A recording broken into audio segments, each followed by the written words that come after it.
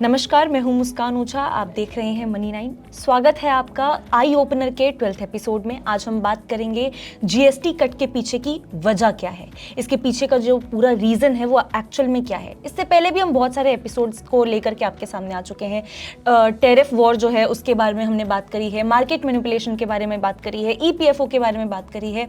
पिछले एपिसोड में 11वें एपिसोड में हमने बात किया था कि जीएसटी के पीछे जो इन डेप्थ कहानी है वो क्या है।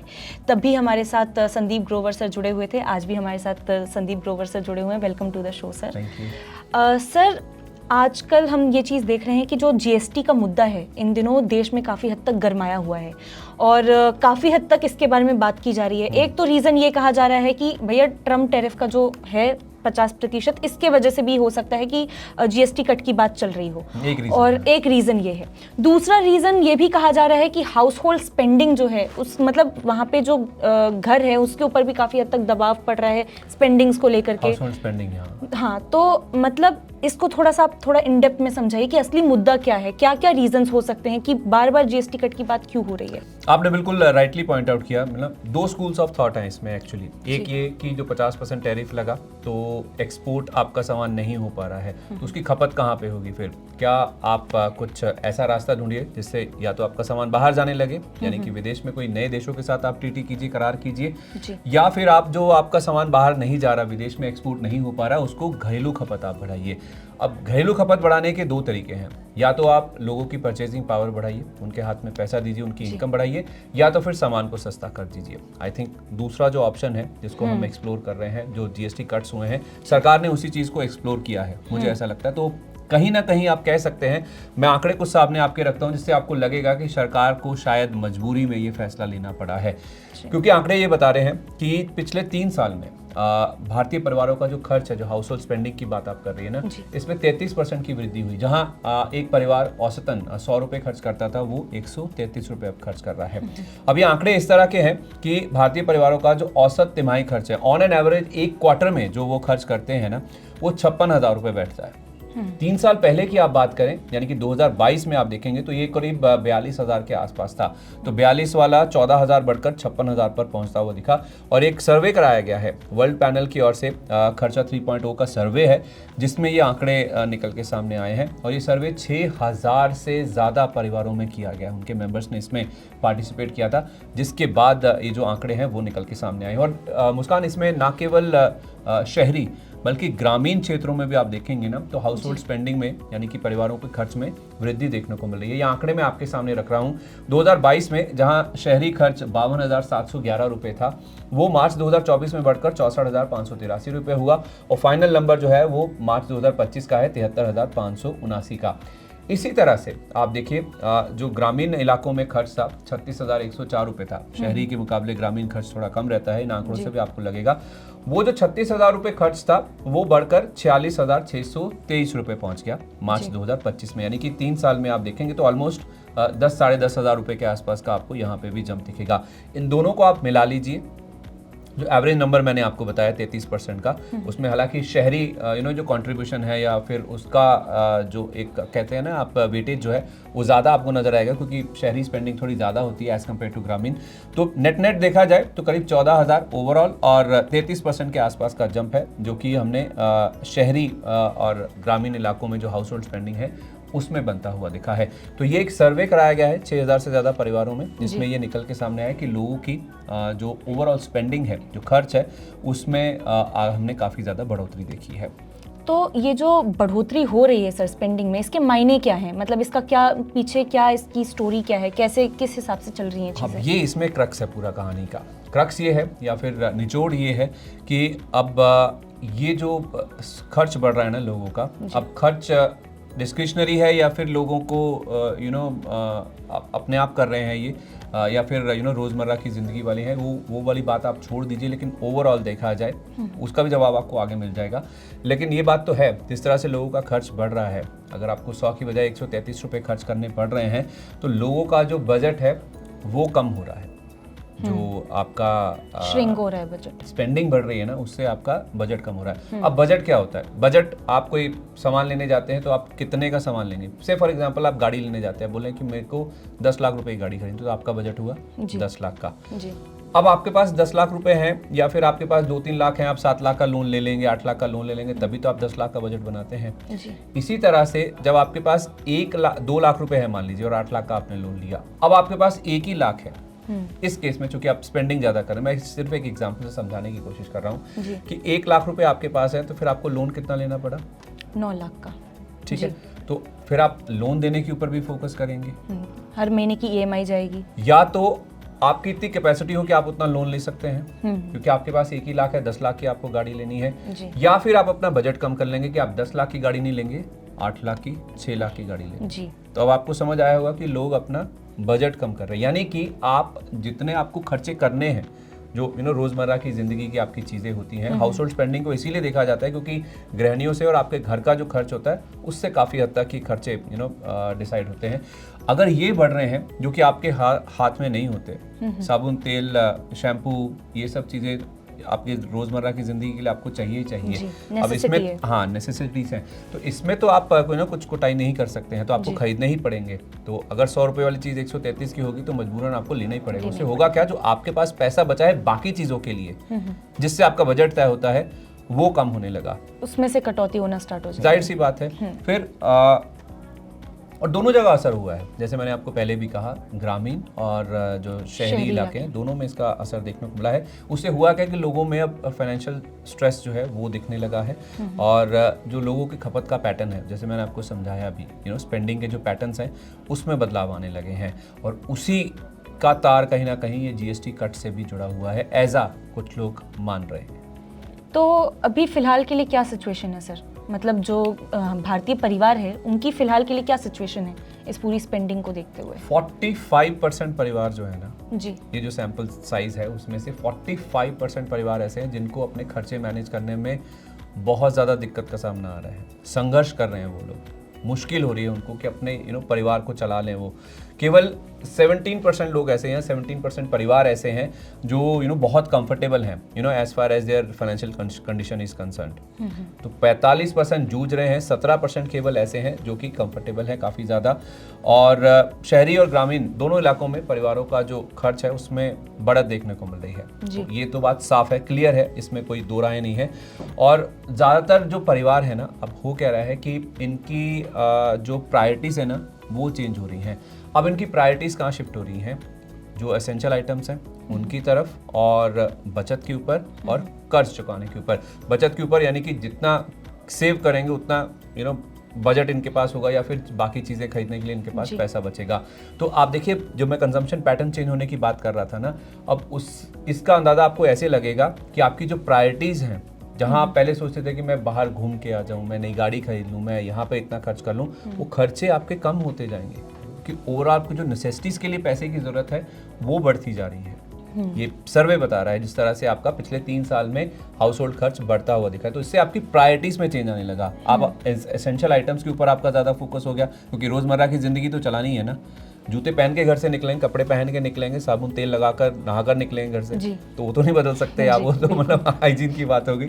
तो इसमें मतलब मैं थोड़ा लाइटली आपको समझाने की कोशिश कर रहा हूँ, लेकिन आप इसकी गहराई को समझिए, इसकी संवेदनशीलता को समझिए कि आपको रोज़मर्रा में आपका जो खर्च है वो आपको पता भी नहीं चलता, क्योंकि आपको खरीदनी है वो चीज़। तो आपके पास जो पैसा बचता है बाकी चीज़ों के लिए, जो आपका बजट डिसाइड करता है, वो कम होता जा रहा है। इसलिए लोगों के एसेंशियल आइटम्स के ऊपर, बचत के ऊपर, और अपना डेट पे ऑफ 8 लाख या 9 लाख जी, तो 9 लाख होगा तो ज़्यादा आपके ऊपर कर्ज होगा, तो ज़्यादा चुकाने का आपके ऊपर स्ट्रेस भी रहेगा, उससे आपका फाइनेंशियल स्ट्रेस भी बढ़ता हुआ दिख रहा है।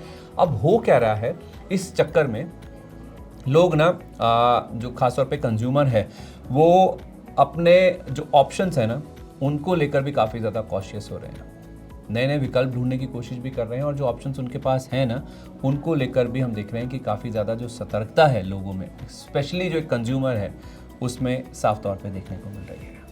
तो मैनेज कैसे कर रहे हैं सर? अगर बजट श्रिंक हो रहा है, नेसेसिटीज़ की तरफ हम ज़्यादा, वो चीज़ ज़्यादा वहाँ पे स्पेंडिंग जा रही है, तो मैनेजमेंट कैसे हो रहा है फिर? तो अगर 10 लाख वाली चीज़ 8 लाख या 6 लाख पे हुई, तो प्रीमियम वाली जो चीज़ें हैं या जो एस्पायर करते हैं आप, जो आप सोचते हैं कि मेरे पास होनी चाहिए, मुझे खरीदनी चाहिए, लग्जरी आइटम्स हुई, जो प्रीमियम वाली जो स्पेंडिंग होती है या फिर आप जो बाइंग करते हैं, उसको लेकर कटौती हो रही है। You are not left with any option. जब आपके पास पैसा ही नहीं बचेगा, आपको रोज़मर्रा की ज़िंदगी में इतना खर्चा हो रहा है आपका, तो फिर आप क्या करेंगे? अपना खर्चा कम ही करेंगे ना बाकी चीज़ों में। तो आप जो प्रीमियम चीज़ें हैं उसको रोकेंगे ना। जो रोज़ की चीज़ें हैं वो डिस्क्रिशनरी नहीं है, प्रीमियम चीज़ें डिस्क्रिशनरी हैं, जहाँ पे आप हाथ रोक सकते हैं, आज नहीं कल के लिए, परसों तक के लिए उसे टाल सकते हैं। तो वहाँ पर जो कंज्यूमर हैं वो कटौती कर रहे हैं। आवश्यक वस्तुएं यानी कि आपकी जो रोज़मर्रा की चीज़ें, जो एसेंशियल आइटम्स हैं, उसको लेकर ज़्यादा फोकस बढ़ रहा है। लोकल ब्रांड्स के ऊपर लोगों का फोकस बढ़ रहा है। वहाँ पर लोग ज़्यादा फोकस कर रहे हैं कि इंपोर्टेड चीज़ें या फिर जो विदेशी ब्रांड्स हैं वो ज़्यादा पैसा चार्ज करते हैं, लोकल ब्रांड्स कम चार्ज करेंगे। ज़िंदगी तो जीनी है ना भाई, साबुन तो लगाना ही है, तेल तो लगाना ही है, नहाना तो है ही है। हाँ, तो वो मतलब अब इससे आप ये समझिए कि नहाना तो है ही है जी। अब साबुन कौन सा लगाया जाए, शैम्पू कौन सा यूज किया जाए, तेल कौन सा लगाया जाए, तो वो चॉइस खत्म हो जाती है, आप सस्ते की तरफ चले जाते हैं, लोकल ब्रांड खत्म शिफ्ट हो जाते हैं। आप महंगे और जो इंपोर्टेड ब्रांड्स हैं जो आपकी मनपसंद के होते हैं उससे शिफ्ट होकर आप लोकल ब्रांड्स की ओर शिफ्ट हो रहे हैं। ये ऐसा सर्वे बता रहा है 6000 परिवारों में जो सर्वे किया गया है।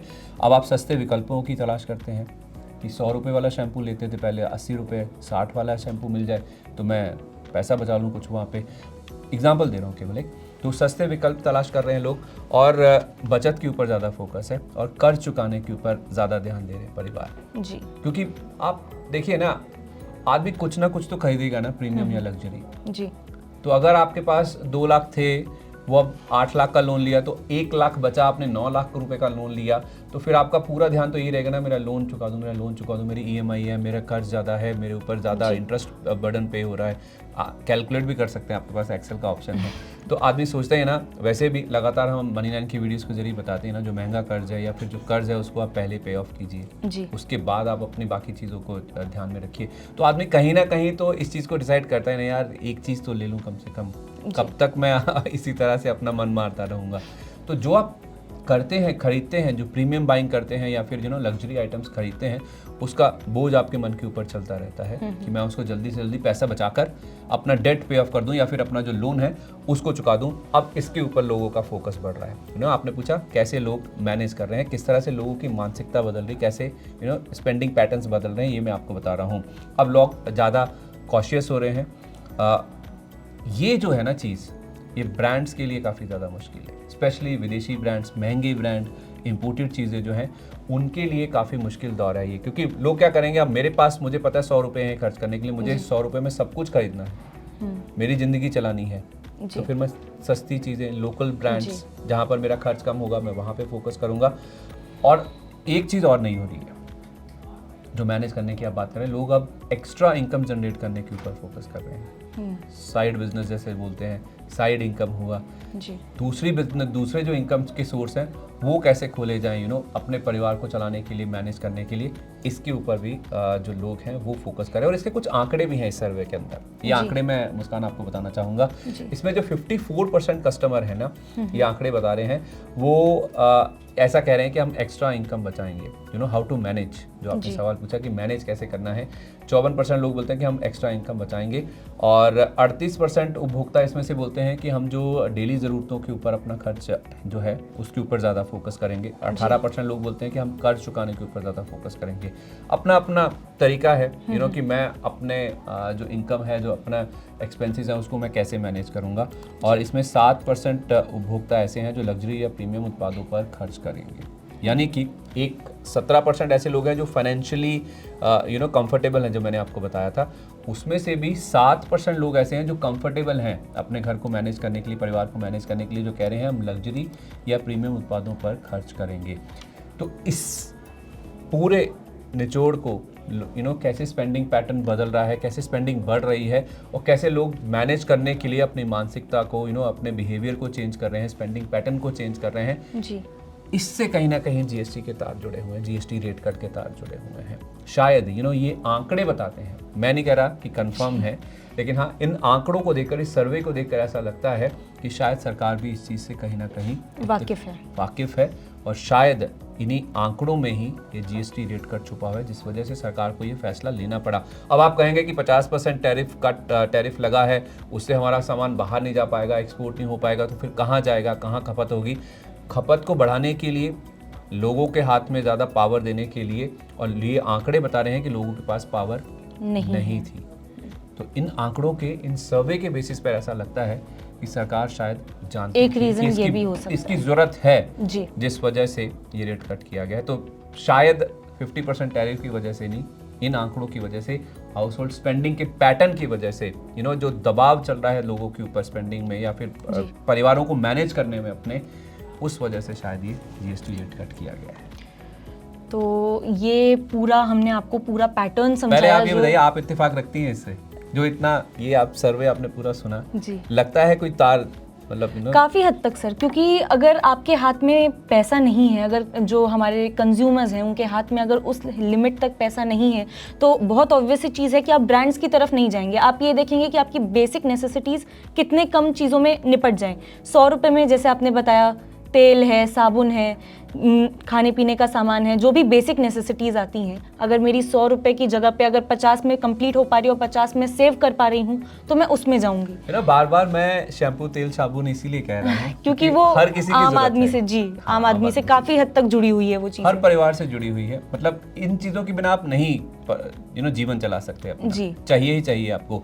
अब आप कहेंगे कि मैं एक विदेशी ब्रांड का शैम्पू या साबुन यूज़ करता हूँ, तो मैं घरेलू कोई ऐसा ब्रांड है या फिर जो घरेलू मैन्युफैक्चरिंग करने वाली कंपनी जो सस्ता देती है, मैं उसके ऊपर ज़्यादा फोकस करूंगा। तो पैसा तो बचाना ही है आपको, बाकी चीज़ें तो करनी है, अपना कर्ज का भी भुगतान करना है, और कुछ तो आप भी एस्पायर करते हैं ना, लग्जरी आइटम्स लेने का या फिर प्रीमियम उत्पाद खरीदने का। तो आप सोचते हैं कि मैं अगर 5 या 10 नहीं लूँ तो कम से कम 2 तो ले लूँ। जी, इतना तो एस्पिरेशन हर कोई रखता है। बिल्कुल बिल्कुल।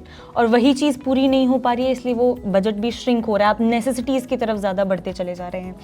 तो आज के इस पूरे वीडियो में हमने बात करी 3 साल में भारतीय परिवारों के औसत तिमाही खर्च कितना बढ़ा है, इसके बारे में हमने बात करी है। स्पेंडिंग्स किस हद तक हो रही है, स्पेंडिंग पैटर्न क्या है, उस बारे में बात करी है। नेसेसिटीज़ की तरफ कैसे जो भारतीय परिवार है वो बढ़ रहे हैं, किस हिसाब से चीज़ें श्रिंक हो रही हैं, इसके बारे में बात करी है।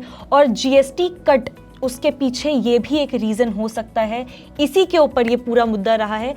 11वां जो एपिसोड था, हमने इसी बारे में। आप तो इससे इत्तेफाक रख ही नहीं, इसलिए मैंने आपसे पूछा भी था। अगर आप भी इससे इत्तेफाक रखते हैं ना, इस जो हमने चर्चा करी या फिर ये जो सर्वे के सैंपल के जो पैटर्न्स निकल के सामने हैं, अगर आप भी इससे इत्तेफाक रखते हैं, आपके भी खर्च के ऊपर, आपकी स्पेंडिंग के ऊपर, आपके पैटर्न में बदलाव आए या फिर आप भी प्रेशर महसूस कर रहे हैं, तो do let us know in the comment box. और इसी तरह के मुद्दे के साथ हम आपको एपिसोड 13 में मिलेंगे। तब तक के लिए धन्यवाद।